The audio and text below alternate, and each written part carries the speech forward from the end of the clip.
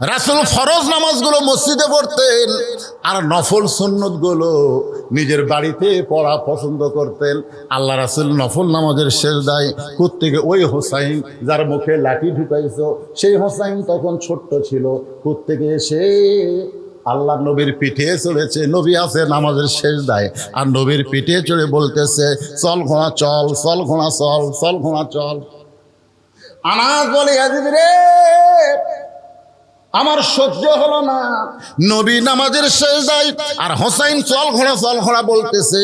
আমি আস্তে করে নবীর পিঠ থেকে হোসাইনকে যখন নামাতে গেলাম, এমন সময় নবী সেজদা দেওয়া অবস্থায় আমার হাত দিয়ে ইশারা করলেন নামাস না। আমি আবার ফিরে আসলাম। কিছুক্ষণ পরে হোসাইন বলতেছে, যেই ঘোড়া চলে না সেই ঘোড়ার পিঠে চড়ে আমার লাভটা কি? রাগ করে হোসাইন যখন ঘর থেকে বার হয়ে যায়, নবী নামাজ শেষ করে যখন সালাম ফিরাই, আমি রাসূলের সামনে গিয়ে বললাম, ইয়া রাসূলুল্লাহ, এত বড় বেয়াদবি হোসাইন করলো, আমি নামার চাইলাম কিন্তু আপনি নিষেধ করলেন কেন? রাসূল বলে, আনাস, আমি হোসাইনকে পিঠ থেকে নামাবার চাইছিলাম, আমি নামাবার চাইছিলাম কারণ আল্লাহর সেজদায় আছি। এমন সময় আল্লাহ যদি হোসেনের উপর বেজার হয় এই মনে করে আমি যখন নামাবার চাইলাম, আল্লাহ ডাকতে বলে, হাবিব, আপনি যেমন হোসেনকে ভালোবাসেন আমি আল্লাহ তেমন ভালোবাসি। আপনার পিঠে যতক্ষণ বসে থাকবে আপনি হোসেনকে নামাবেন না। ওমর ফারুক বললেন, ইয়া রাসূলুল্লাহ, আসরের প্রথম সেজদায়, প্রথম রাকাতের প্রথম সেজদায় আমরা সুবহান রাব্বিল আলা, সুবহান রাব্বিল আলা 3 বার বললাম, কিন্তু দ্বিতীয় সেজদায় 100 বার বলি, তারপরেও আপনি সেজদা তোলেন না। কারণ ইমাম সেজদা না তুললে মুসল্লিরা তো সেজদা তোলা যাবে না। ইয়া রাসূলুল্লাহ, তাহলে আসরের নামাজের প্রথম সেজদায় 3 বার আর দ্বিতীয় সেজদার কি 100 বার রাব্বিল আলা বলতে হবে? আল্লাহ রাসূল বলে, সাহাবীরা রে, আমি দ্বিতীয় সেজদায় 100 বার রাব্বিল আলা বলিনি, কিন্তু সেজদা লম্বা করার কারণ কি তোমরা জানো? বলে, না রাসূল, আমরা তো জানি না। বলে, তোমরাও সেজদায় আমিও সেজদায়। এমন সময় আমার 2 নাতি হাসান হোসেন এসে আমার পিঠের উপরে চড়ে বসেছে। এখন সেজদা কেমনে তুলি? আমি তুলবার চাই কিন্তু আল্লাহ তুলতে নিষেধ করে। রে সাহাবীরা শোনো, সাইয়্যিদুশ শাবাবি আহলিল জান্নাহ হাসান হোসেন রাদিয়াল্লাহু তাআলা আনহুমা জান্নাতের যুবকদের সর্দার হবে হাসান হোসেন। এদেরকে যে ভালোবাসে না আমি নবীকেও সে ভালোবাসে না, আর আমি নবীকে যে ভালোবাসে না সে আল্লাহকেও ভালোবাসে না। আল্লাহকে যদি পাবার চাও তাহলে নবীর সাথে হাসান হোসেনের প্রেমটাও কলিজার মধ্যে রাইখা দাও। ধরে কর না সুবহানাল্লাহ। ইয়াজিদ নবীরে ঘোড়া বানাইছে, আল্লাহর ভালো লাগে, আর তুই মুখের মধ্যে লাঠি ঢুকায় তিরস্কার করিস। তুই হোসেনকে চিনিস? আজ ক্ষমতার চেয়ার পায়া তুই যা ইচ্ছা তাই করতেছিস। আমি রাসূলের সাহাবী আনাস বলতেছি, একদিন তুইও থাকবি না, তুই মরে যাবি, কিন্তু হোসাইনের মরণ নাই। উপস্থিত মুসলমান বুঝবার পারলো যে একদিন তুই মরে যাবি, তুই শেষ হয়ে যাবি। ইয়াজিদ মরে গেছে, পচিয়া গেছে। গোটা পৃথিবীতে মুসলমান তো দূরের কথা, একটা হিন্দুর বেটার নামও ইয়াজিদ নাই। ধরে কোন কথা ঠিক না? আর প্রত্যেকটা পাড়ায় পাড়ায় হোসাইন আছে না নাই? ধরে কোন আছে না নাই? তার মানে বোঝা গেল আল্লাহর জন্য যারা জীবন দেয় তারা কিন্তু মরে না, তারা কিয়ামত পর্যন্ত অমর হয়ে যায়। মুসা বলে, আল্লাহ মৃত্যুকে পছন্দ করার 3 নম্বর কারণ, সুবহানাল্লাহ বলেন, 2 নম্বর কারণ হয়ে গেছে, এখন 3 নম্বর মজার কারণ, অত্যন্ত মজা। এই মজার কারণ বলার আগে আমি একটা গান গাবো। গানটা শুনে আপনারা বুঝবেন, আধা বুঝবেন কিন্তু পুরা বুঝবেন যে 3 নম্বর কারণটা কি। এই কি হচ্ছে, তোমরা ডিস্টার্ব করো, এই দিকে তাকাও, সামনে বসিয়ে করা হয় না। 3 নম্বর কারণ একটা গান গায়। এই ছেলেরা, গানটা কিন্তু যিনি গাইছে তিনি হচ্ছে খ্রিস্টান, ওর নাম হলো এন্ড্রু কিশোর। গোরের নাম কি? এন্ড্রু কিশোর। আমি খালি চিন্তা করি যে এন্ড্রু কিশোর যদি মুসলমান হয়ে মরতো, এই একটা গানই জান্নাত দিত। কিন্তু না, ওই মুসলমান নয়। যেরকম নবীর চাচা আবু তালেব, রাসূলের যে ভালোবাসা দিছে, আল্লাহ রাসূল নিজেই বলেছে আমি বাপ হারা হতে পারি কিন্তু আমি এতিম না, আমি এতিম নই, আমার বাপ না এটা বলতে পারো, কিন্তু আমার এমন এক চাচা আবু তালেব পেয়েছি যে চাচাকে বাবার পরে আমার বাবা নাই এ কথা আমার কোনোদিনও মনে হয়নি। এত দয়া করেছে আবু তালেব, তারপরও জান না। কারণ কি? ঈমান নেই। আবু জেহেল নামের কোন মুসলমান আছে? আবু লাহাব নামে কোন মুসলমান আছে?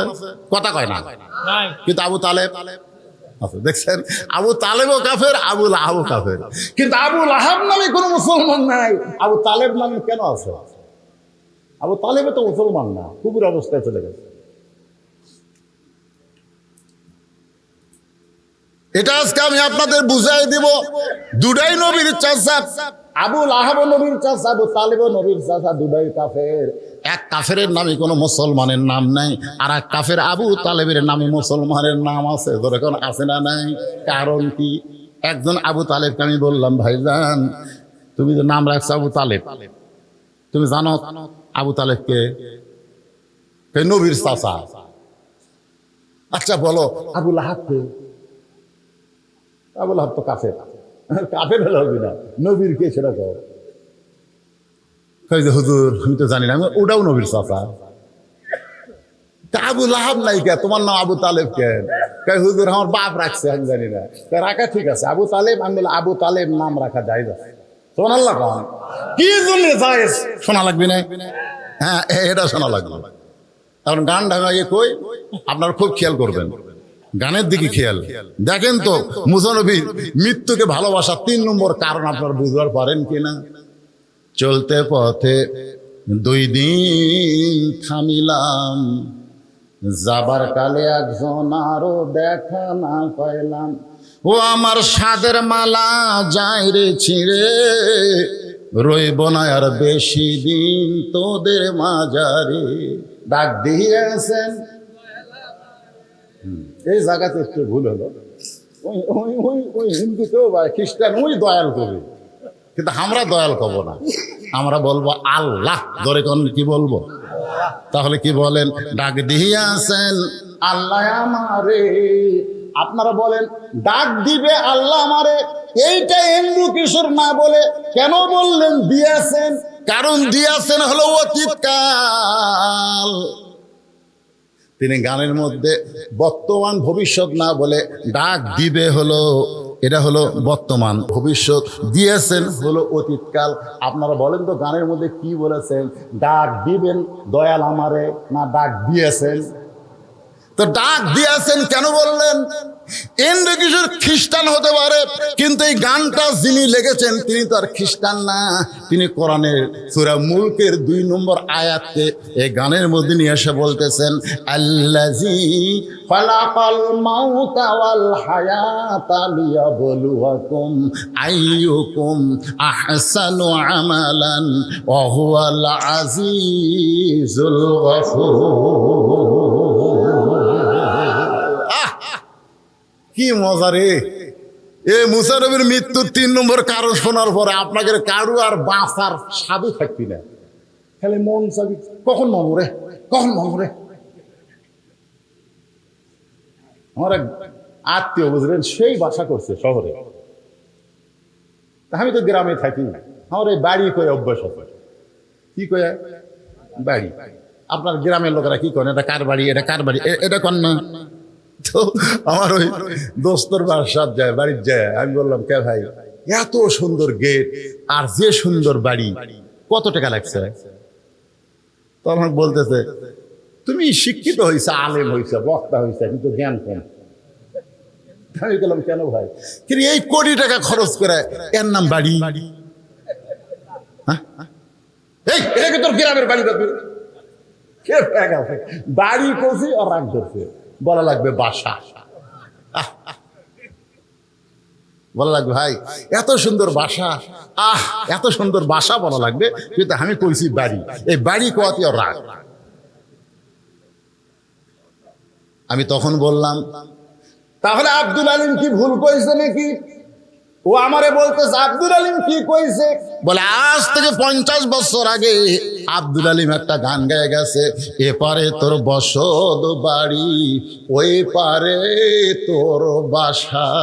সবাই বলেন, এপারে তোর বসত বাড়ি ওই পারে তোর বাসা, ভব দরিয়ায় পাড়ি দিতে কেমনে করলি আশা, লাভ করিতে আইসারে ভবে হইলারে দে দিশা, রতন কাঞ্চন বদল দিয়া, রতন কাঞ্চন বদল দিয়া কিনলি তামাশিসা, এপারে তোর বসত বাড়ি ওই পারে তোর বাসা।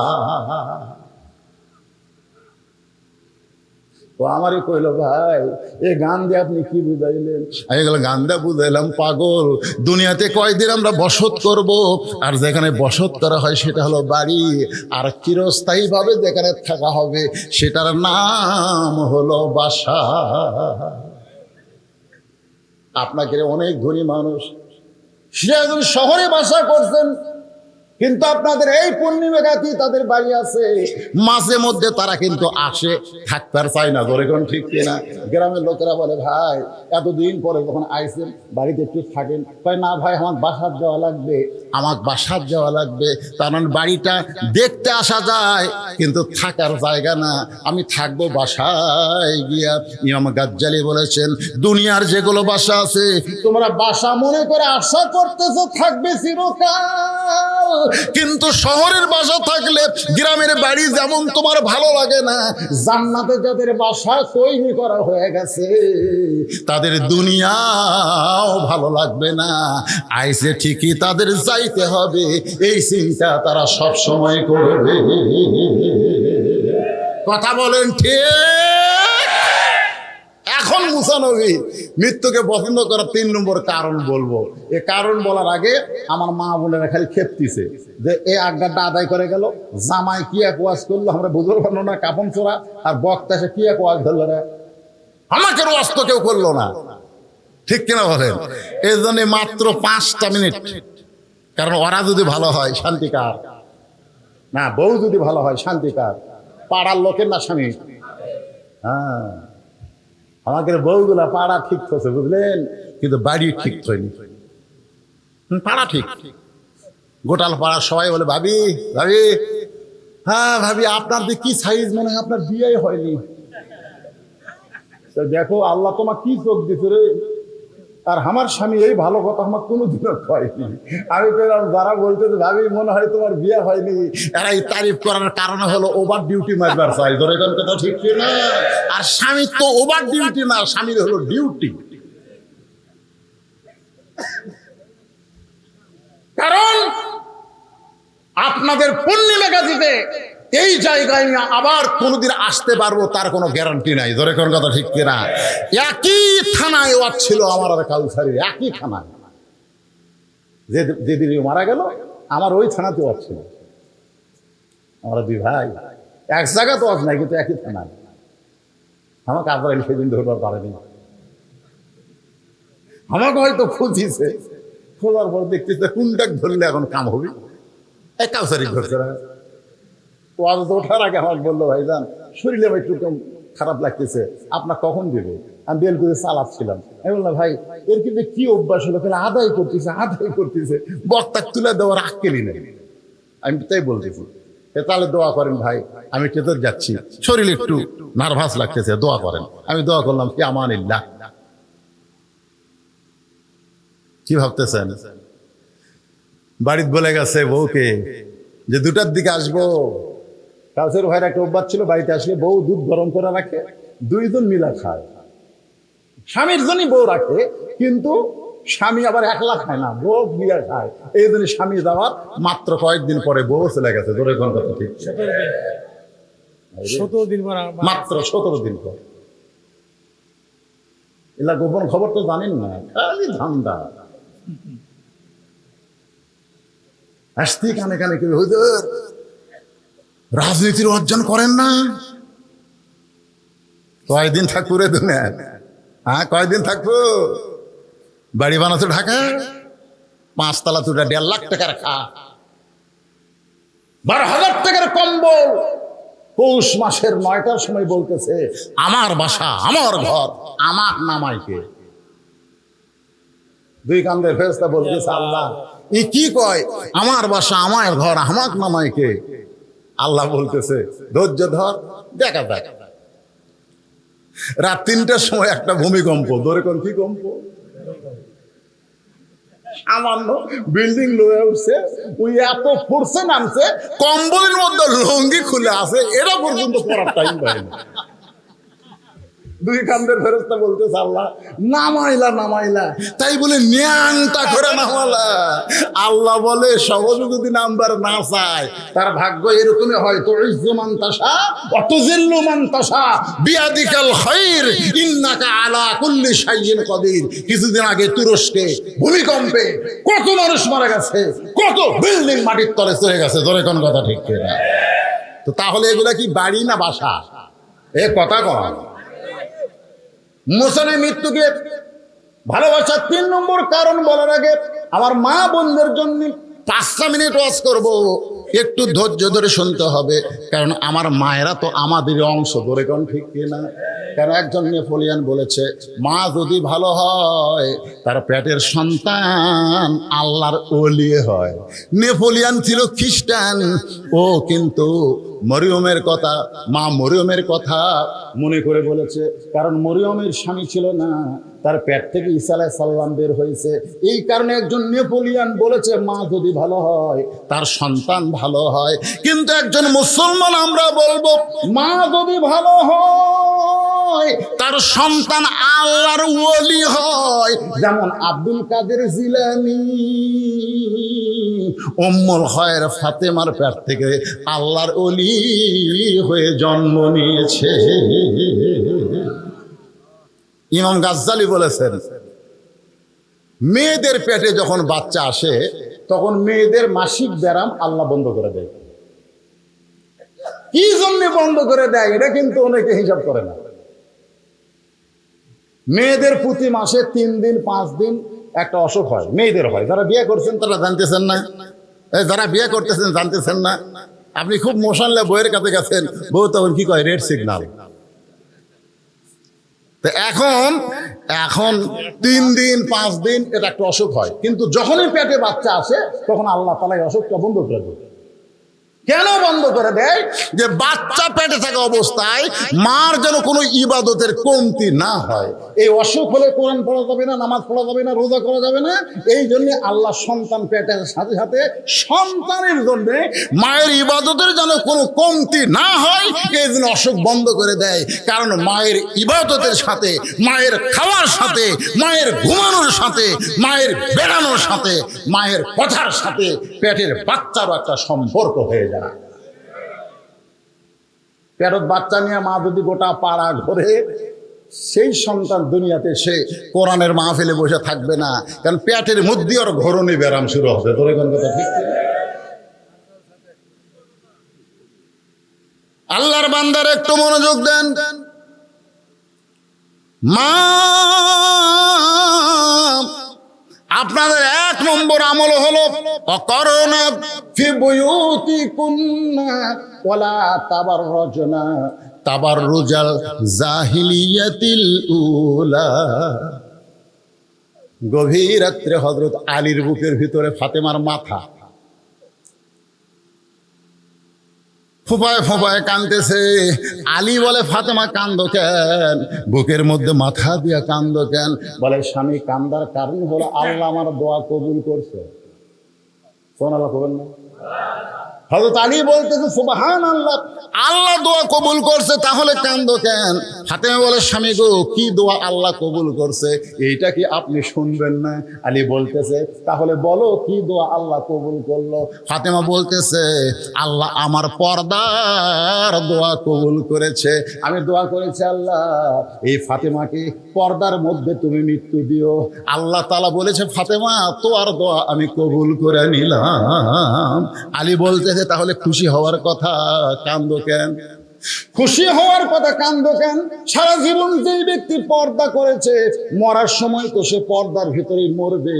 কারণ যারা পর্দা করে না তাদের কথা আলাদা, কিন্তু যে ফাতেমা পর্দা করেছে আমি স্বামী হিসেবে তো জানি, তাহলে তুমি পর্দার মধ্যে মরবে, আল্লাহ কবুল করেছে, তাহলে কান্দার কারণ কি? ফাতেমা বলে স্বামী গো, সেই দোয়া কবে কবুল হয়েছে সেইটা কি শুনবেন না? আলী বলতে যে কবে সেই দোয়া কবুল হয়েছে? ফাতেমা বলে স্বামী মনে কষ্ট নেবেন না, মন খারাপ করবেন না, আজকে গভীর রাত্রে পর্দার ভিতরে ফাতেমার মৃত্যু হবে। যে বলেছে আজকে গভীর রাত্রে পর্দার মধ্যে ফাতেমার মৃত্যু হবে, গাছ যেরকম গোড়া কাটলে পড়ে যায়, হযরত আলী কেমনি পড়ে গেলেন ঘরের মাঝে। মা ফাতেমা মুস্কি মুস্কি হাসতেছে, মুস্কি মুস্কি হেসে স্বামীর কপালে একটা চুমা দিয়ে বলে স্বামী গো, আমি আমার বাবার কাছে শুনেছি আপনি হলেন আসাদুল্লাহিল গালিব। আমার বাবা বলেছে আলী শুধু আলী না, আলী হচ্ছে আল্লাহর সিংহ। ধরে গান সুবহানাল্লাহ। আমার বাবা বলেছে আনা মাদিনাতুল ইলমি ওয়া আলিউ বাবুহা, আমি হচ্ছে ইলমের শহর, আলী হচ্ছে তার দরওয়াজা। আপনি হলেন জ্ঞানের সম্রাট, আপনি হলেন বিশ্ববীর, বিশ্ববীর আর জ্ঞানের সম্রাট হইয়া আমার মৃত্যুর খবর শুনে এমন করে আপনি পড়ে গেলেন কেন? আপনি কি জানেন না এই দুনিয়া থাকার জায়গা না, আসলে যাইতে হবে। স্বামীর কপালে চুমা দিচ্ছেন, গভীর রাত্রে যিনি মৃত্যুবরণ করবেন, যিনি মৃত্যুবরণ করবেন তিনি জীবিত মানুষকে বুঝাচ্ছেন আপনি কি জানেন না আসলে যাইতে হবে। এখানে যারা বসে আছেন ভাই, আপনারা শূন্যস্থান পুরা করবেন, আমি যেই বলবো আসলে আপনারা বলবেন যাইতে হবে। বলতে পারবেন কি পারবেন না? আসলে এটা কি অন্তর থেকে বলেন?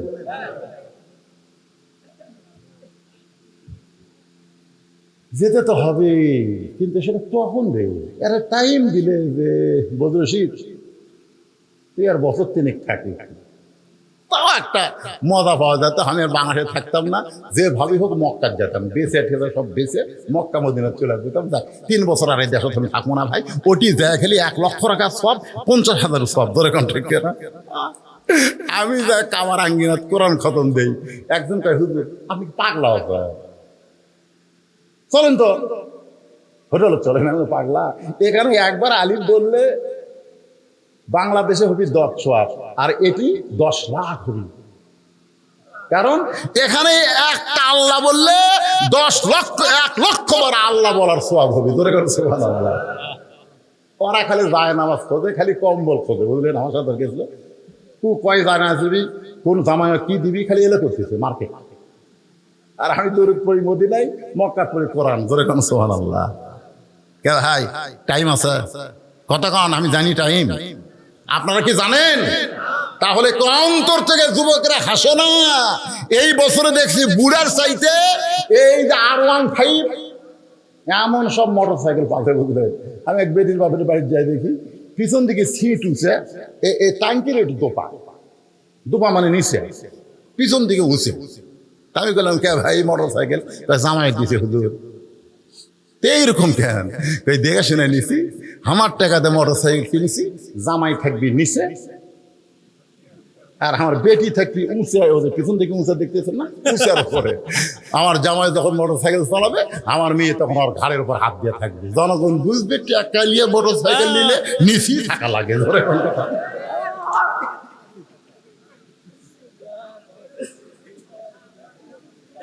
মনে হচ্ছে না, মনে হচ্ছে না? আসার সময় তো আমার গাড়ির সাথে মনে হয় একটা বাইক দিচ্ছে, ওরা হ্যাক ব্যাক বোঝো না, মানে হাইড্রোলিক ব্রেক, যতই বিপদ ধর্ম রে, এক সময় তোর হুঁশি আল্লাহ কাটা নিবি, ব্রেক ধরার টাইম হবি না। ধরে কোন কথা ঠিক কিনা? তাই সবাইকে লক্ষ্য করে আমরা সবাই একসঙ্গে বলবো আসলে। এই দুনিয়াতে এসেছি যারা, কখন যাব আমরা জানি না। ফাতেমা বলে স্বামী এমন করে আপনি কাঁদবেন না, আপনি যদি এমন করে কাঁদেন তাহলে আমি মরে যাওয়ার পর আমার 3টা চাওয়া আপনি কেমনে পুরা করবেন। আলী আরো জোরে কান্দে, রে ফাতেমা, দুনিয়াতে গরিব ছিলাম বলে তুই কিছুই চাইলা না, আর মরার পরে তুমি কি চাইবা ফাতেমা? হযরত আলী এত গরিব ছিল, একদিন আল্লাহর নবী জোহরের নামাজের পরে ফাতেমার দরজায় আসসালামু আলাইকা ইয়া আহলাল, আসসালামু আলাইকুম ইয়া আহলাল বাইত, সঙ্গে সঙ্গে ফাতেমা দরজায় এসে কান্না শুরু করে দিলেন। রাসূল বলে, ফাতেমা, আমি কিন্তু দরজা থেকে তোর ঘরের মধ্যে দরজার বাইরে কান্না শুনতে পাচ্ছি। ফাতেমা বলে, বাবা ফেরত যান, আমি দরজা খুলতে পারবো না। আল্লাহ রাসূল বলে, ফাতেমা একটু দরজা খোল, আমি তোর এক নজর দেখবার চাই। ফাতেমা কান্দের বলে, বাবা এখন যেই পোশাক আমার পরনে আছে এই পোশাক পরে আপনার জন্য দরজা খুলতে আমার বড় শরম লাগতেছে। আল্লাহ নবী চলে গেলেন। আসরের নামাজের পরে নবী এসে ফাতেমার দরজায় বললেন, মা আর পারলাম না, একটা নজর তোকে আমি দেখতে চাই, তোকে দেখার জন্য কলিজা ছটফটায়। ফাতেমা কান্দে বলে, বাবা এমন একটা পোশাক আমার পরনে, যেই পোশাক পরে আপনার জন্য দরজা খুলতে বড় শরম লাগে। আল্লাহ রাসূল গায়ের চাদর এক টানে খুলে জানলার পাশে গিয়ে বলে, ফাতেমা এই চাদরখানা তুই নে মা, এই চাদর পরে আমার জন্য তুই দরজা খুলে দে। নবীর গায়ের চাদর ফাতেমার শরীরে জড়ায়া আল্লাহ নবীর জন্য, বাবার জন্য দরজা খুলে দেয়। নবী তাকায় দেখে ফাতেমা বাবার মুখের দিকে তাকায় না, মাটির দিকে তাকায় আছে। আল্লাহ রাসূল কান্দে বলে, ফাতেমা তোরে দেখার জন্য আমি চাদর দিয়ে ঘরের দরজা খুললি, তারপরেও আমার মুখের দিকে কেন তাকাস না, কেন তাকাস না? যেই মাত্র ফাতেমা নবীর মুখের দিকে তাকাইছে, আল্লাহ রাসূল বলতেছে, ফাতেমা এত সুন্দর তোরে লাগতেছে, চোখের তলে কি সুরমা দিয়েছিস মা, কি কালিমা, কি সুন্দর কালো লাগতেছে। ফাতেমা কান্দার বলে, বাবা আজকে কয়েকদিন হলে না খাওয়ার কারণে আমার চোখের নিচে কালি পড়ে গেছে। আল্লাহ নবী ফাতেমার হাত ধরে বললেন, ফাতেমা এত কষ্টের পরেও আমার আলীরে তুই কিছু বলবি না, কারণ ধনী ধনী ছেলেরা তোকে বিয়ে করবার চাইছিল, আমিও বিয়ে দিবার চাইছিলাম, কিন্তু আল্লাহ আলীরে তোর জন্য পছন্দ করে যখন বলল, আমি তখন কি করব মা? ও ফাতেমা, যদি শান্তি পাবার চাস তাহলে 33 বার সুবহানাল্লাহ, 33 বার আলহামদুলিল্লাহ, আর 34 বার আল্লাহু আকবার জিকির কর, তোর দেহের ক্ষুধা চলে যাবে, আল্লাহ রূহের ক্ষুধা দূর করে দিবে।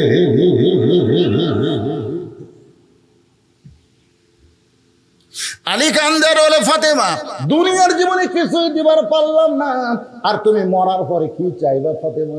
বলে, 1 নম্বর চাওয়া হলো রাতের অন্ধকারে মৃত্যুবরণ করলাম, এ রাতের অন্ধকারই আমাকে দাফন করা লাগবে, দিনের বেলা বেপর্দা আলোর মধ্যে আমাকে দাফন করা যাবে না, এইরকম রাতের অন্ধকারই দাফন করা লাগবে। আমার চাওয়া হলো আমি মরে যাব, রাতের অন্ধকারই আমাকে দাফন করবেন। আমার 2 নম্বর চাওয়া হলো আমার কোনো জানাজার ব্যবস্থা করবেন না, আমার কোনো জানাজার ব্যবস্থা করবেন না। আলী বলে, ফাতেমা তুমি নবীর কলিজার টুকরা, লক্ষ মানুষ তোমার জানাজায় শামিল হবে, তুমি কেন জানাজা নিষেধ করো?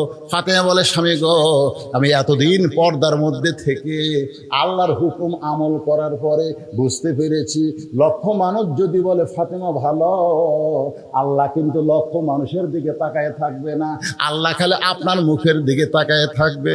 আপনি যদি বলেন ভালো না, তাহলে লক্ষ মানুষের দোয়া দিয়ে ফাতেমার 1 তিল পরিমাণ লাভ হবে না। আর দুনিয়ার তামাম মানুষ যদি বলে ফাতেমা খারাপ, আর আপনি যদি বলেন আমার বউ ফাতেমা ভালো, এক স্বামীর মুখের সার্টিফিকেটে ফাতেমার জান্নাতের 8টা দরজা খুলে গেল। আমার মায়েরা, পদ্মার অন্তরে যারা আছেন মা, গ্রামের লোক আপনাকে ভালো কোক, দুনিয়ার লোক ভালো কোক, এইটা কোনো সময় আপনি চাবেন না। আল্লাহ রাসূল বললেন, ফাতেমা আল্লাহর পরে কাউকে যদি সেজদা দেওয়ার হুকুম থাকতো, তাহলে প্রত্যেকটা মেয়েকে আমি বলতাম স্বামীর পায়ে সেজদা করো। কিন্তু আল্লাহ ছাড়া কাউকে সেজদা করা যাবে না। এই কারণেই বললাম স্বামীর পায়ে সেজদা করো না। কিন্তু বুঝে নাও, মেয়েদের কাছে আল্লাহর পরই সবচাইতে যে দামি সেই হলো তার স্বামী। ধরে কোন স্বভাব। আমার মায়ের একটু মনোযোগ দিয়ে শোনেন। ফাতেমা 3 নম্বর দাবি করলেন, স্বামী গো, আমার লাশটা কিন্তু খাটনিতে তুলবেন না, আমার লাশটা খাটনিতে তুলবেন না। আমি ফাতেমার দেহের ওজন কত এটা দুনিয়ার কোনো মানুষ যেন বুঝবার না পারে। সুবহানাল্লাহ। বর্তমানে যে খাটনি কান্দে না আমার চারজন, সে চারজন তো আমার নাই।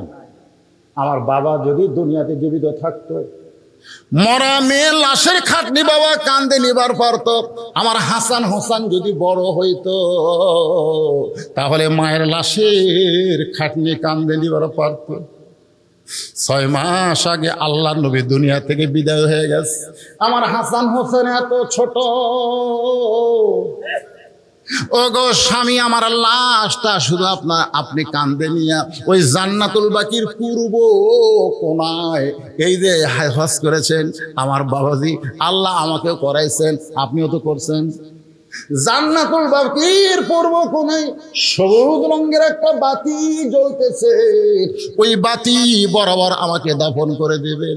আপনি কবর খুঁড়তে না পারলে কাউকে বলবেন সে যেন কবর খুঁড়ে দেয়, সে যেন দুনিয়ার কারো কাছে কবরের খবর না জানায়। হযরত আলী গভীর রাত্রে আবু যর গিফারির জানলার কাছে ফসফস করে কাঁদতেছে। আবু যর গিফারি ঘুম থেকে চেতন পায়, বাইরে এসে দেখে পৃথিবীর শ্রেষ্ঠ বীর আসাদুল্লাহিল গালিব কান্দে। আবু যর পরে, আলী রে, বহু যুদ্ধ তোর সঙ্গে করলাম, কোন যুদ্ধে তোকে পরাজিত হতে দেখি নাই, কিন্তু আজকে কেন কান্দিস আলী? কি দুঃখ তোর জীবনে? কোন যুদ্ধে তুই পরাজয় বরণ করলি?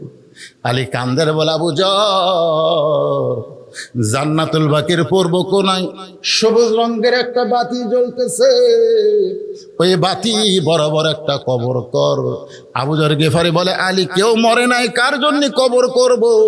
আর মরলে রাতের বেলা কেন করব? দিনের বেলা কি কবর খনন করা যাবে না? আলী বলতেছে, আবু যর, একজন পর্দানিশী গভীর রাত্রে মৃত্যুবরণ করবে, আবার গভীর রাত্রি তাকে দাফন করা লাগবে। আবু যর গিফারি বলে, আলী রে, সেই পর্দানিশী কে গো? তার কি তোমার নাম জানা নাই? সেই পর্দানিশী কে? তার নাম কি তুমি বলবা না?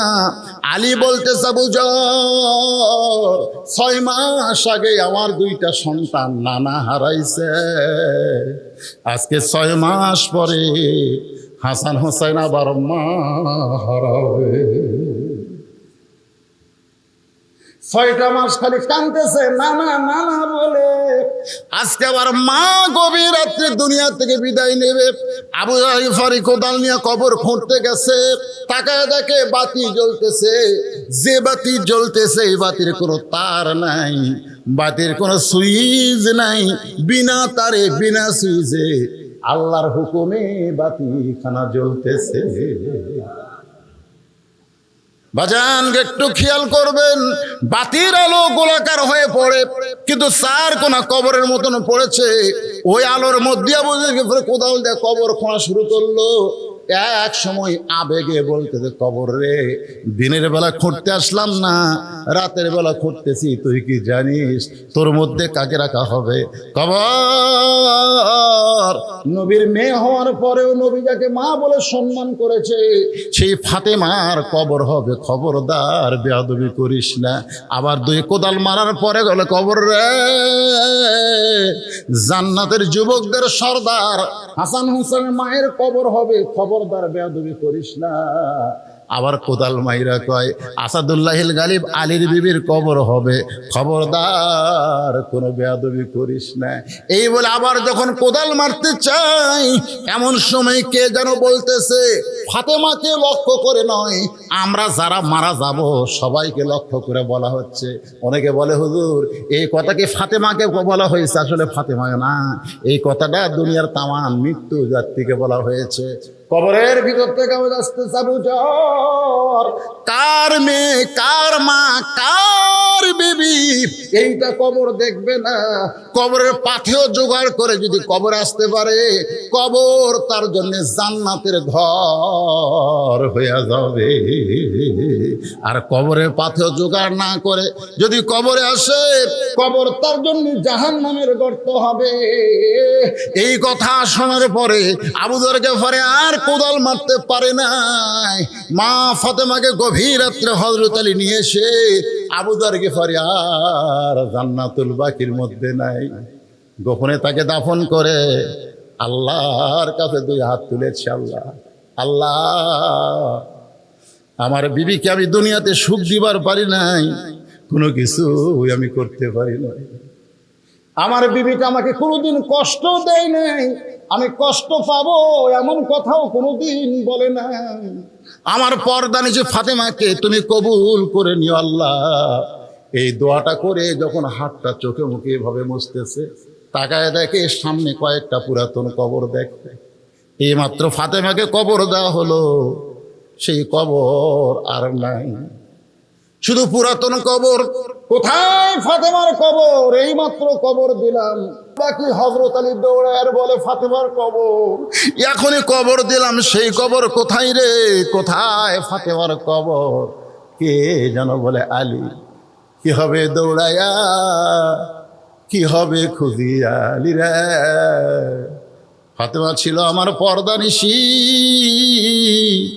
আমি আল্লাহ জোহরা ডিগ্রি দিয়া ফাতেমার কবরটাকে কিয়ামত পর্যন্ত পর্দা করে দিয়েছি। সাইয়্যিদাতুন নিসা আহলুল জান্নাহ, ও মা বোনেরা, জান্নাতি নারীদের সর্দার হবে ফাতেমা।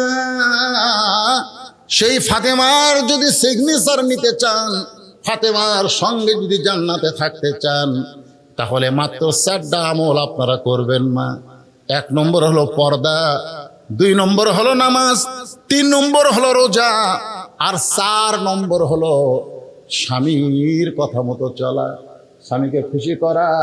এই 4টি আমল যদি করতে পারেন মা, আপনাদের আর কোন আমল করা লাগবে না। ফাতেমার সাথে আল্লাহ আপনাদের জান্নাত দিয়া দিবে। আপনারা বলেন, মেয়েরা কি বেজার হবে? যাকবারে হুজুর আমাকে ওয়াজ করতে। এখন মুসা আলাইহিস সালাম মৃত্যুকে পছন্দ করার 3 নম্বর কারণ বলবো।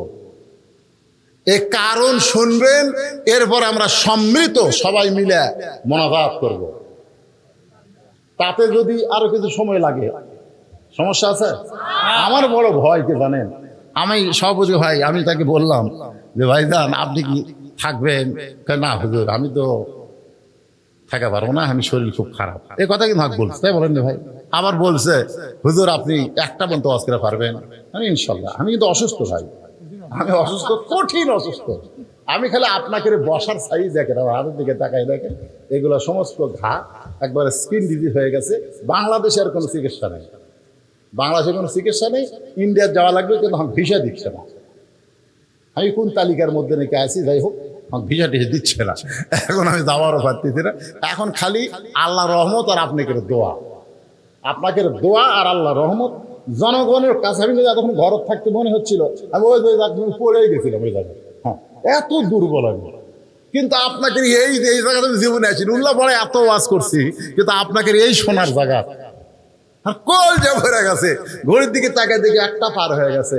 এরপরেও মানুষগুলো এমন ভাবে বসে আছে মনে হয় কেবল রাত 8টা বাজতেছে। ধরে কোন কথা ঠিক না? এই যে একটা সুন্দর অবস্থায় আমার মতো অসুস্থ মানুষ আপনাদের সামনে ওয়াজ করলাম। মুসা আলাইহিস সালাম মৃত্যুকে ভালোবেসেছে 3 কারণে, তার 2টা কারণে বলছি। এখন মুসা আলাইহিস সালামকে আল্লাহ বলতেছে, মুসা তুই ভুলে গেলে আমি তো ভুলিনি। ওই 3 ব্যক্তির কথা। ধরে কোন কয় ব্যক্তি? আপনারা হয়তো ভুলে গেছেন, কিন্তু আমি তো ভুলিনি। আমার আগে আমার জামাই কি ওয়াজ করলো, বলছিস জামাই যে জায়গাতে যায় ওয়াজের মূল টার্গেট কিন্তু ঠিক থাকবে। ধরে কোন কথা ঠিক না? কারণ আমার ওয়াজ যারা শুনছেন, আপনাকে ওখানে কোনোদিনও ফাঁকি দেয়নি। ওয়াজের এক ডাল বেড়ে করে থুয়ে চলে গেল, ভাই অন্য জায়গায় যাবেন, অন্য জায়গায় যাবেন কিরে, আমি বাড়ি যাওয়ার পারবো কিনা তারই গ্যারান্টি নাই। ধরে কোন কথা ঠিক কিনা?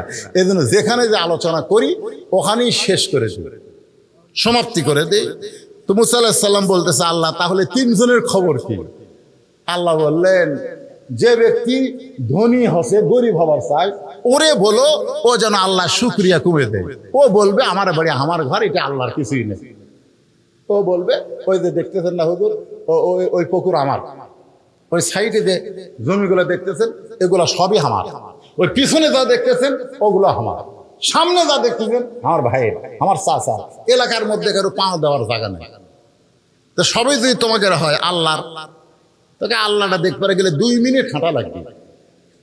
2 মিনিট হাঁটা মসজিদের সামনে যা বলতেছে এখানেও আল্লাহর কিছু ছিল না, এখানেও আল্লাহর কিছু ছিল না। আমার চাচা দয়া করে আল্লাহ 10 শতক দান করছে, আর আমরা দয়া করে সিমেন্ট দিয়ে ইটে দিয়ে টাকা দিয়ে আল্লাহ ঘর বানা দিদি হুজুর। এরা আল্লাহ, এরা হচ্ছে না শুকরি। তুমি তো তাকে বলবা যে আমার যে টাকা পয়সা আছে এগুলার মালিক আমি, এ যেন আজ থেকে আলহামদুলিল্লাহ আল্লাহ শুকরি আদায় না করে, না শুকরি করলেই অসম্পদ কমে যাবে। মুসা বলে আল্লাহ তাহলে যে মেয়েটা রাস্তায় কাঁদতেছে, যার বাড়ি ঘর নাই, সহায় সম্পত্তি নাই, তাকে কি খবর দিব? আল্লাহ বলে তাকে খবর দিও ও যে অবস্থায় আছে সে অবস্থায় যেন আমি আল্লাহর শুকরিয়া আদায় করে। কি রে উই আছে এমন একটা বাড়ির পানি হলে পানি পড়ে, রোদ উঠলে আগে বাড়ির মধ্যে রোদ আসে, খাওয়ার নাই কিছু নাই, ওই অবস্থা আলহামদুলিল্লাহ পাওয়া যায়। মুসা বলতেছে আল্লাহ তাহলে 3 নম্বর লুলা পঙ্গ, হাতও নাই পাও নাই, কাঠের ডুমার মতন খালি গড়ায়, ওই ব্যক্তি বলছে দুনিয়াতে আল্লাহ আমারে কেন পাঠাইছে, আমার কি কাম? আল্লাহ বলে খবর দিও জাহান্নামের একটা ছিদ্র আছে, ওকে দিয়ে আমি জাহান্নামের ছিদ্র বন্ধ করব।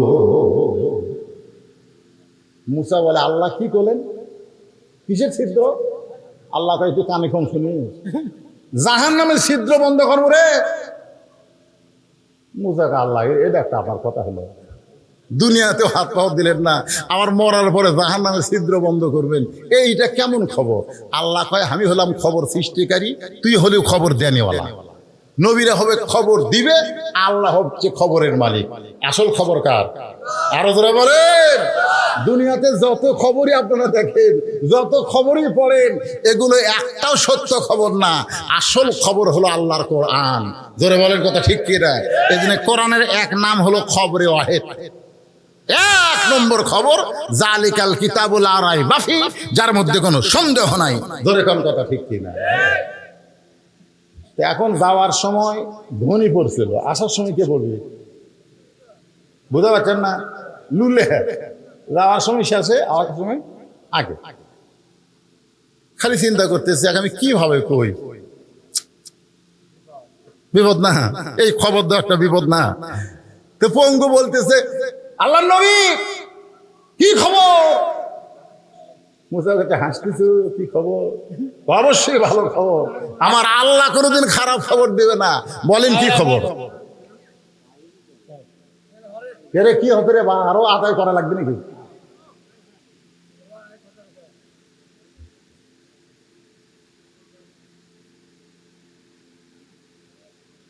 আচ্ছা মানে এটা দেওয়া মানে, আর আপনারা সবলি মনোরথ দিবেন না, না আপনি যখনই শেষে কালেকশন দিবেন একটা দেখুন 2 মিনিট দিলে এরা এত জোরে দৌড় মারি, বান্দর হলে ন্যাস খুলে যেত। জোরে কোন কথা ঠিক না?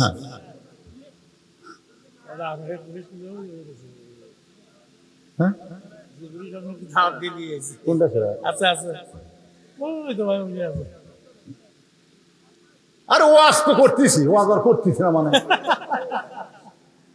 আপনারা কোন তো, আমি যে এখানে টেসে যাচ্ছি, টেসে আদার পথ থেকে আমি নিঃশ্বাস নিচ্ছি, খালি টাইনে মারতেছি না। এখন প্রত্যেক ওয়াজ আমার শুনে দেখবেন একটু গল্প করি, একটু হাসাই, একটু মানে একটু দম খাই আর কি, একটু সল্লি আলা মারি। কিন্তু আজ যে কোনো দম আছে, খালি এক টানা আওয়াজ করতেছে। তো কি বলতে চাচ্ছি শোনেন, এই কথাগুলো অত্যন্ত গুরুত্বপূর্ণ কথা। যেরকম কি পূর্ণ? গুরুত্বপূর্ণ। এখন লুলা বলতেছে আল্লাহর খবর কোনদিন খারাপ হবে না। মুসা বলতেছে যে খবর দিছে শুনলে তুই সহ্য করে পারবো না। বলে তাহলে আপনার বলতে অসুবিধা কি? আমি সহ্য করবো না পারলে আমি পারবো না, আপনি খবর দিয়ে দেখি। মুসা বলতেছে জাহান্নামের একটা ছিদ্র আছে, ওই ছিদ্র আল্লাহ তোকে দিয়ে বন্ধ করবে। সঙ্গে সঙ্গে লুলে চিল্লায় বলে আলহামদুলিল্লাহ। মুসা কয় করে তোকে আমি জান্নাতের কছি না জাহান্নামের কছি? আপনি যা কন। এতদিন আমি মনে করতাম আমার কোনো দাম নাই, এখন বুঝতেছি আমারও দাম আছে। কারণ আমি জানি জান্নাতেরও মালিক যিনি, জাহান্নামের মালিক তিনি। তো জাহান্নামে তো আমার একটা জায়গা আছে রে, একটা ছিদ্রের মধ্যে তো আমার জায়গা আছে। এই জন্য আলহামদুলিল্লাহ। মুসা কয় পাগলার সাথে কথা কয় আমার লাভ নাই, আমি সামনের দিকে যাই। সামনের দিকে যাইতে আল্লাহ বলে হ্যাঁ মুসা পঙ্গুর দিকে একবার তাকা। মুসা নবী তাকায় দেখে সুদর্শন একটা যুবক। মুসা বলে রে পঙ্গু তুমি সুদর্শন যুবক কেমনে হলা? বলে আল্লাহর শুকরিয়া আদায় করার কারণে। লাইন শাকারতুম লাযীদান্নাকুম, আল্লাহ তাআলা আমাকে সৌন্দর্যের নিয়ামত দান করেছে। এবার বুইর সাথে দেখা, মহিলার সঙ্গে দেখা। ওগো আল্লাহর নবী আমার খবর কি? বলে যে অবস্থায় আছেন আলহামদুলিল্লাহ কম। বুড়ি কয় তোর মাথা খারাপ, তুই কিসের নবী রে? এই অবস্থায় কোনোদিন আলহামদুলিল্লাহ বলা যায় না। যারা খাবার নাই, বাড়ি নাই, ঘর নাই, সহায় সম্পত্তি নাই, আমি আলহামদুলিল্লাহ বলতে পারবো না। মুসা বলতে তোমার বাস তুমি করো। এই কথা বলে যখন সামনে যায় আল্লাহ বলে মুসা তাকায় দেখ। মুসা নবী তাকায় দেখে একটা আচমকা ঝড়ে যা ছিল সেটাও নাই। এবার ধনী লোকের সঙ্গে দেখা। ওগো আল্লাহর পয়গাম্বার আমার খবর কি? বলে যত সম্পদ আছে এই সম্পদ কার? বলে আল্লাহর। তাহলে তুমি ধনী হইলা কেমনে? বলে আল্লাহ আমাকে ধনী করে নাই, এগুলা দেখাশোনার দায়িত্ব দান করেছে। এত সম্পদ আমি আর দেখাশোনা করতে পারবো না গো, এজন্য আমার সম্পদ যেন আল্লাহ কমায় দেয়। এই কথা আপনি কি খবর পাইলেন? মুসা বলতেছে আল্লাহ কইল ওকে না শুকরি বান্দা হওয়া লাগবে। আলহামদুলিল্লাহ আল্লাহ শুকরিয়া আর করা যাবে না। বলে আমি আলহামদুলিল্লাহ ছাড়া আমি থাকতেই পারবো না। মুসা বলতেছে যে আল্লাহর শুকরিয়া আদায় করবে তার সম্পদ বাড়তে পারে। আমাদের সাহাবীর মধ্যে ওসমান গনির সম্পদ ছিল, কিতাবের মধ্যে আছে এত সম্পদ ছিল যার গুদামের চাবি টানতে 70টা উট লাগতো। কিন্তু কিন্তু কোনোদিন বলে নাই এই সম্পদের মালিক আমি। কোনোদিন বলে নাই এই সম্পদের মালিক আমি। যতবার হাত তুলতো ততবার বলতো আল্লাহ তোমার সম্পদ তুমি আমাকে নিয়ামত স্বরূপ দান করেছো, আমি যেন নিয়ামতের শুকর আদায় করে সম্পদের যেই হিস্সা সেটা যেন আল্লাহ রাস্তায় খরচ করতে পারি। ধরে কেন সুবহানাল্লাহ। ব্যক্তি গিয়া দেখতেছে সন্ধ্যার সময় ওসমান গনি বাতির আলো কমায়। চিন্তা করে এত ধনী মানুষ এই সামান্য আলো কমাইতেছে, আমি এত গরিব আমার বাড়িতে আলো কিন্তু আমি তো কমাই না। ই খুবই কৃপণ, এত ধনী নবীদের কইল দান করবে, এর কাছে আমি দানের কথা কেমনে বলবো? রাসূলের কাছে গিয়ে বলে ইয়া রাসূলুল্লাহ ওসমান গনির মতো কৃপণ মানুষ আমি দেখি নাই। বলে তুমি যে অভাবী সেটা কি বলতে পারছো? বলে তার অভাব দেখে আমার অভাবের কথা আমি বলতে পারি নাই। যাও ওসমানের কাছে যাও। পরদিন সকালে বেলা এসে দেখে যেই বালিশে ওসমান গনি ঘুমায় তুলা বার হয়ে ঘরের মধ্যে পড়ে গেছে। সেই তুলাগুলো খুঁটায় খুঁটায় বালিশের খোলের মধ্যে ঢুকাইতেছে। গরিব বলে আল্লাহ রে, এরকম তুলা যদি আমার ঘরের মধ্যে পড়তো আমি সামটা দিয়ে ঝাড় দিয়ে ফেলে দিতাম, কিন্তু এত কৃপণের কৃপণ তুলাগুলো বালিশের মধ্যে তুলতেছে।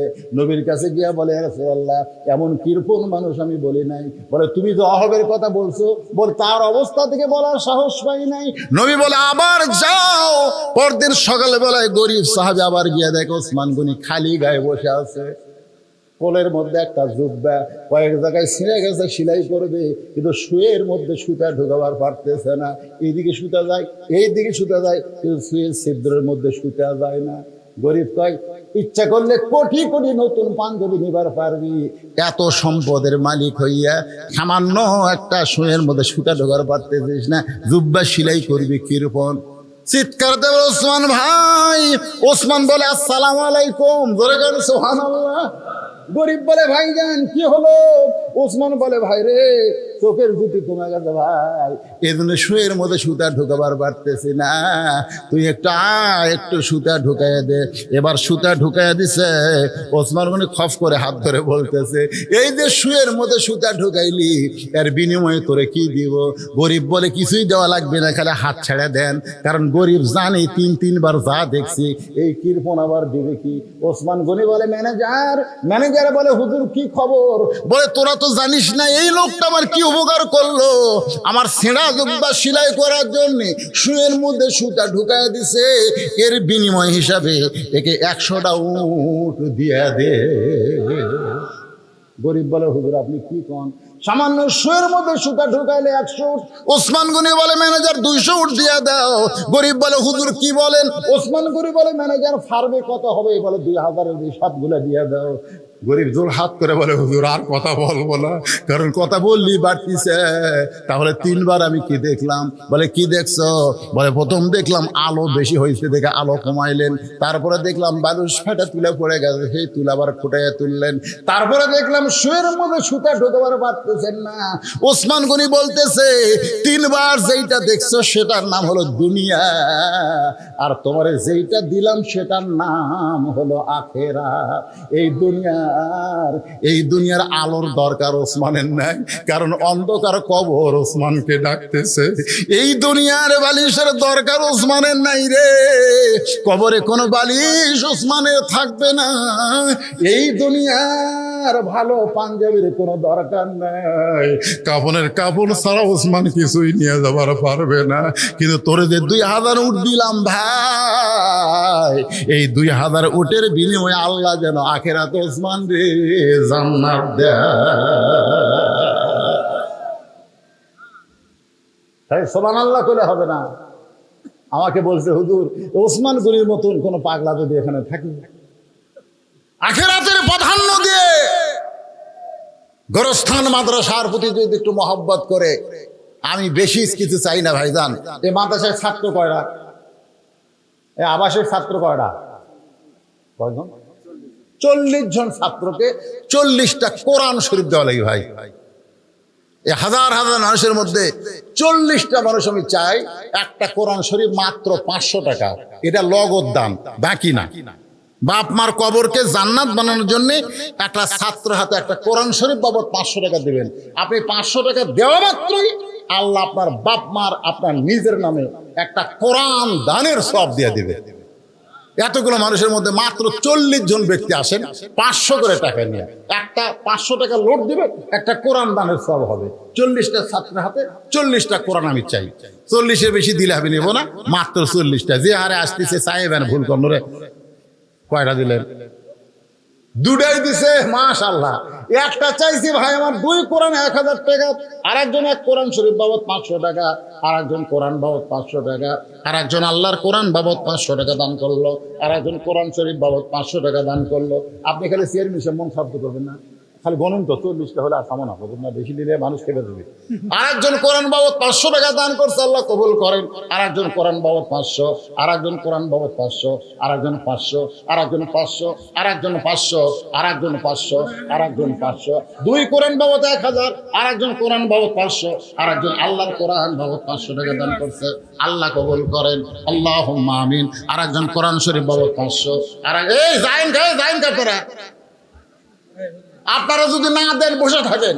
আমি 40টা মানুষের কাছে চাইছি, আল্লাহ টাকা দেওয়ার জন্য এরা পাগলা হয়, আর এরা বাড়ির যাওয়ার জন্য দৌড়ায়। এই পাগলারা রাস্তার মধ্যে যদি আজরাইল খাড়ায় থাকে, আমরা এখানে দোয়া করবো। আখিরি মনোযোগ, বাপমা যাদের কবরে গেছে, আর একজন 500, আর একজন 500, আর একজন 500, আর একজন 500, আর একজন 500, আর একজন 500, আর একজন 500, আর একজন 1000 টাকা 2 কোরআন বাবদ, আর একজন 2 কোরআন বাবদ 1000, আর একজন 2 কোরআন বাবদ 1000। যাদের বাপমা 2 জনই মারা গেছে 2টা কোরআন দেন, আর যদি না পারেন একটা দেন। আর একজন 2 কোরআন বাবদ 1000 টাকা, আর একজন আল্লাহ তোমার কোরআন বাবদ 500 টাকা, আর একজন কোরআন শরীফ বাবদ 500, আর একজন 500 টাকা দান করছে, আল্লাহ কবুল করেন। আল্লাহ তোমার পাগল বান্দারা বারবার দান করার পরেও তোর আমার কোরআনের কথা শুনে এমন পাগল হয়ে গেছে, কোরআন শরীফ বাবদ 500 টাকা দান করলো। আল্লাহ দানকে কবুল করেন, আল্লাহুম্মা আমিন। মাত্র 40টা চাইছে ভাই, লেখালেখির দরকার নাই। লেখালেখি কেন? লেখালেখির তো লগত লগত লগত লগত। আমি আর একটা কোরআন শরীফ 500, আর একটা কোরআন বাবদ 500, আর একটা কোরআন শরীফ বাবদ 500। এতক্ষণ চেয়ারম্যান 40টা করলই না রে, কয়টা হলো রে? আর একটা কোরআন বাবদ 500, আর একটা কোরআন বাবদ 500। আল্লাহ তোমার বান্দারা কোরআন শরীফ বাবদ দান করতেছে। তোমার নবীর এতিম মাদ্রাসায় যেই কোরআনে একটা হাফেজ হলো, আগামীবার 3টা হবে। সুবহানাল্লাহ। কোরআনের পাখি তৈরি করার কারখানা গোরস্থানে যারা আছে এরা যা খুশি হচ্ছে ভাই। আসসালামু আলাইকুম ইয়া আহলাল কুবুর, সবাই বলেন আসসালামু আলাইকুম ইয়া আহলাল কুবুর। কবরের মধ্যে যারা আছো, এই হাফিজি মাদ্রাসার উসিলায় কবরকে আল্লাহ জান্নাতের টুকরা বানায় দাও করে কোন আমিন। মাদ্রাসা জীবনের বিনিময় হলেও আপনাদের টিকায় রাখতে হবে, ঠিক কিনা বলেন? হ্যাঁ, মাশাআল্লাহ। মাদ্রাসা এখনো টিনেরই আছে। মাদ্রাসা আশেপাশে বিল্ডিং হোক, কেউ মাদ্রাসার কেউ হুজুর টুজুর কেউ নাই, ঘুরে যাবে। ও মাশাআল্লাহ মাশাআল্লাহ। 2 কোরআন শরীফ বাবদ, তিনিও হাজি, তার স্ত্রীও হাজি, 2 জন একসঙ্গে হজ করছে। আবার 96 সালে ওনার বাবা হজ করে দুনিয়া থেকে চলে গেছে। 2 কোরআন বাবদ 1000, আর একজন কোরআন বাবদ 500, আর একজন কোরআন বাবদ 500, আর একজন কি আছে কয়টা থাকো, আর দরকার নেই, দ্বিতীয় থাক। আমরা আর কম না, কারণ টার্গেটে পুরা হইছে। আলহামদুলিল্লাহ। আমি যা চাইছি তার অনেক বেশি হয়ে গেছে। আর সামুক আবারে পিছলে হয়ে যাবে। কি নাকে ফুলে দেয় মারে, ও মা, কোন জীবিত মেয়ে সহজে নাক ফুল খোলে না মা। আমার একজন মা নাকের ফুল করছে দান, আল্লাহ যে নিয়তে করছে দান আল্লাহ কবুল করেন। আল্লাহ তোমার একজন বান্দা 100 টাকা দান করছে, আর এখন 200 করছে। আপনারা 100-200 দিয়ে করবেন, এটা দানের মধ্যে। এগুলো সিলিবার বলি না ভাই, আপনাকে শোনেন, আমি মাইকে বললেই যে কবুল হবে, আর না বললে যে হবে না, তাই তা কিন্তু না। এই যে মনে করেন সন্ধ্যার সময় আপনাকে এলাকার বক্তা সোমান ভাই দীর্ঘ টাইম এই নাম বললো, আমি খালি ঘরের তা শুনতে যারকে এ হারে নাম বলে বলে দোয়া করলে তুই কয় টাকা আদায় করবি রে? নাম বলা লাগবে, এটি যে স্লিপ আছে, আমি খালি স্লিপ পড়বার নাম কমো 3টে বেঁধে যাবি, ধরে কোন ঠিক কেনা। কি দরকার রে নাম বলার, কি দরকার? কারণ যাদের বাপ মা কবরে গেছে, দাদাদের কবরে গেছে, তারা অবশ্যই গোরস্থানের মাদ্রাসাকে টিকায় রাখার জন্য দান করবেই, ধরে কোন কথা ঠিক কেনা। নাম বলার দরকার নাই। আপনি লেখার সাথে সাথে আপনার নাম কি এই কাগজ আছে, জান্নাতের খাতায় আল্লাহ লিস্টি করে নিছে। দানবীর কাকে বলে? আর সাকিব হাবিবুল্লাহ। আল্লাহ রাসূল বলেছেন যারা দান করবে তারা আল্লাহর দোস্ত হবে, ধরে কোন সুবহানাল্লাহ। আল্লাহ কানা ফাসিকান, যদিও সে ফাসিক হয়, যদিও সে নামাজ পড়ে না, রোজা করে না, কিন্তু দান করে, এই দান করার কারণে আল্লাহ তাকে মাফ করে দিবে, ধরে কোন সুবহানাল্লাহ।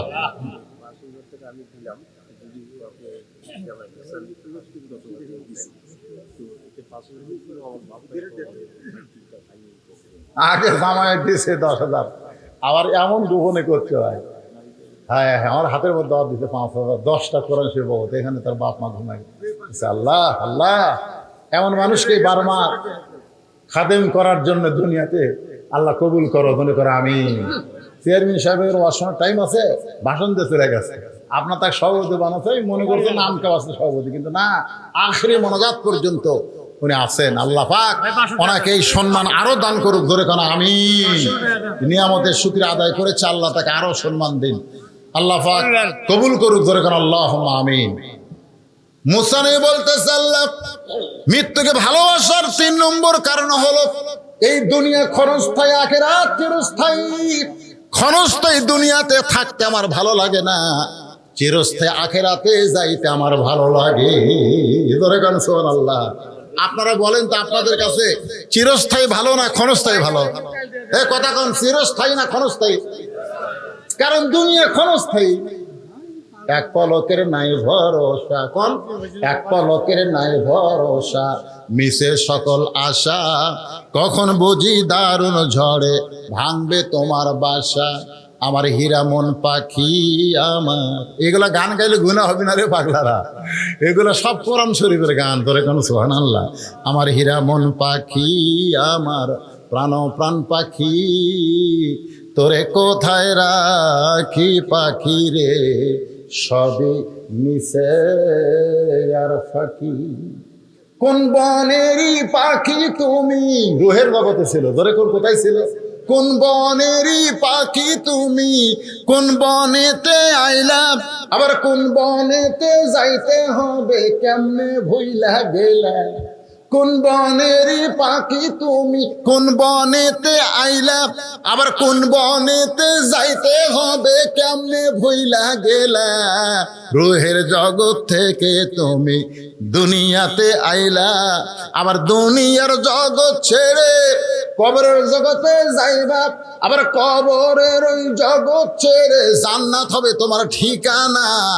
আল্লাহ যেন কবুল করে, জোরে সোরে বলে আল্লাহুম্মা আমিন। আস্তাগফিরুল্লাহ আল্লাযী লা ইলাহা ইল্লা হুয়াল হাইয়ুল কাইয়্যুম ওয়া তুবু ইলাইহি। আল্লাহুম্মা সাল্লি আলা মুহাম্মাদ। সবাই পড়েন আল্লাহুম্মা সাল্লি আলা মুহাম্মাদ ওয়া আলা আলি মুহাম্মাদ কামা সাল্লাইতা আলা ইব্রাহিম ওয়া আলা আলি ইব্রাহিম ইন্নাকা হামিদুম মাজিদ। আল্লাহুম্মা বারিক আলা মুহাম্মাদ ওয়া আলা আলি মুহাম্মাদ কামা বারাকতা আলা ইব্রাহিম ওয়া আলা আলি ইব্রাহিম ইন্নাকা হামিদুম মাজিদ। সবাই যাদের বাপ মা কবরে গেছে, অথবা বাবা গেছে, মা গেছে, অথবা বাপ মা দুইটাই কবরে গেছে, অথবা বাপ মা জীবিত আছে। বাপ মা জীবিত থাকা আল্লাহর নিয়ামত, কবরে গেলে আমরা হব তাদের জন্য নিয়ামত। যেরকম সুবহানাল্লাহ। হ্যাঁ, সবাই সবার জন্য দোয়া করব। আল্লাহর কাছে আমরা হাত তুলে আজকের মাহফিলের সম্মানিত সভাপতি চেয়ারম্যান সাহেব বক্তব্য দিবারই চাচ্ছিল না, কিন্তু এই ক্যামেরার কারণে, কারণ এই যে ক্যামেরা আলাদা দেখেন, এরা এত এত দুই একটাকে আমি দেখি এত বড় সিটার, এরা খালি প্রধান বক্তার ওয়াজ রেকর্ড করে। এর আগেকার বক্তা যতই ভালো ওয়াজ করুক সেগুলো কিন্তু করে না। এরা কয় আমার ইসলামের খেদমত করে। ইসলামের খেদমত করলে সব বক্তারই ওয়াজ করা লাগে, জোরে কোন কথা ঠিক কিনা? তাহলে ভাইরাল বক্তার ওয়াজ এরা চলে, ভাইরাল বক্তা। বুঝলিস এই বললিসের নাম দেখি তো চলি দেখবি রে, এই আড্ডা তো আমার জামাই এর আগে যে কত সুন্দর ওয়াজ করলো ওটা তুলে দিন করছেন। হ্যাঁ হ্যাঁ, এইবার বোঝা যাবে, আমি সার্চ করবো। এতদিন আমরা শ্বশুর জামাই একসাথে ওয়াজ করি, এরা খালি হামারটা তোলে। এই বুড়াটা তুলে কি করবো রে? চলে মানে কি, এমন কোনো বাংলাদেশের মানুষ নাই যাই ভবিষ্যতের ওয়াজ শোনে। আমি খালি চিন্তা করি, তোরা তো দেখিস নি মালটা যে কালো, ওয়াজ শুনতে ভালো কিন্তু দেখতে আমি কালো, ধরে কোনো কথা ঠিক কিনা? তারপরে মাশাআল্লাহ বয়স হয়ে গেছে, 37 বছর হলো ওয়াজ করতেছি। আমার সাথী বক্তাগুলো সবই মরে গেছে। সিদ্দিকুর রহমান যশোরী মারা গেছে, 1 বক্তা ছিলাম। আমার রেজাউল করিম কাউসারি ভাই মারা গেছে। তারপরে ভুয়া গা গেছিল বাগাবাড়ি, এরপরে ভুয়া গাতে আব্দুল কাদের সিদ্দিকী ভাই, আমার একই সাক্ষাৎ, ও মারা গেছে। আমার আলম ইয়া, তারপরে জাকারিয়া ভাই খুবই অসুস্থ, এই সব অসুস্থ হয়ে আছে। আমিও তো অসুস্থ। যাওয়ার অপেক্ষায় আমরা সবাই আমরা যাব ইনশাল্লাহ। কিন্তু আমাদের যাওয়াটা যেন আজকের আলোচনা মোতাবেক মুসলমান হিসাবে আল্লাহর জন্য আল্লাহ কবুল করে। ধরে কোন আমিন। আল্লাহুম্মা আমিন। আল্লাহুম্মা আনতাস সালাম ওয়া মিনকাস সালাম তাবারাকতা ইয়া যাল জালালি ওয়াল ইকরাম।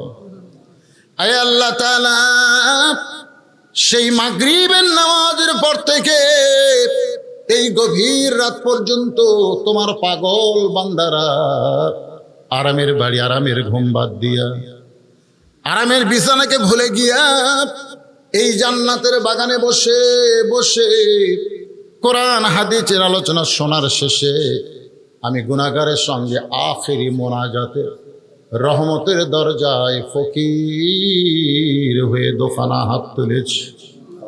আল্লাহ মেহেরবানি করে আজকের মাহফিল আমাদের সকলের হেদায়েতের জন্য, নাজাতের জন্য, জান্নাতের জন্য কবুল করে নাও। এই মাহফিলের শুরু থেকে শেষ পর্যন্ত যত আলোচনা হয়েছে আল্লাহ, এর মধ্যে ত্রুটি হলে ভুল হলে মাফ করে দিও। এর জাহাদিয়া মঞ্জুর করো। সোনার মদিনা রাসূল রওজা মুবারক আল্লাহ কবুল করো। মনে বড় আশা ছিল যাব মদিনায়, সালাম আমি করব গিয়া নবীজির রওজায়, মনে বড় আশা ছিল যাব মদিনা। আল্লাহ বলে, ও আমার বান্দারা, মদিনায় যাবার না পারলে কি হবে? তুমি যেখানে থেকে নবীর প্রতি দরুদ সালাম পেশ করবে, আমার ফেরেশতা নবীর রওজার পাশে তোমার নামে জমা দিয়া দেবে। আল্লাহ, তোমার রহমতের দরজা আরজ করি, বাবা আদম থেকে ঈসা আলাইহিস সালাম পর্যন্ত সকলের রূহ মুবারকে আল্লাহ তুমি কবুল করো। সাহাবায়ে কেরাম, উম্মাহাতুল মুমিনিন, শহীদ শহীদান, জান্নাতুল বাকি, জান্নাতুল মাওয়া সহ পৃথিবীর যত গোরস্থানে মুমিন মুমিনা আছে আল্লাহ সকার ফরেহা দিয়ে কবুল করো। আল্লাহ, যে গোরস্থান উপলক্ষ করে আজকের এই মাহফিলের আয়োজন, আল্লাহ এই 6 ঘরিয়া পূর্ণিমাগাতের গোরস্থানে যারা শুয়ে আছে, আল্লাহ রে, ফিলিস্তিনের খবর পাচ্ছি, মুসলমানের কি হচ্ছে, আমেরিকার খবর, রাশিয়ার খবর, ইউক্রেনের খবর, কিন্তু আমার ঘরের পাশে বাপ মার কবর। এত কাছে থেকে এত দূরে কোনো খবর। উল্লাপাড়ার পিয়নো সাহেব থেকে ওসি সাহেব, আল্লাহ যারা মাহফিল করার ব্যাপারে কোনো বাধা দেয়নি, বরং অনুমতি দিয়েছে, আল্লাহ তাদের সকলকে তুমি কবুল করে নিও।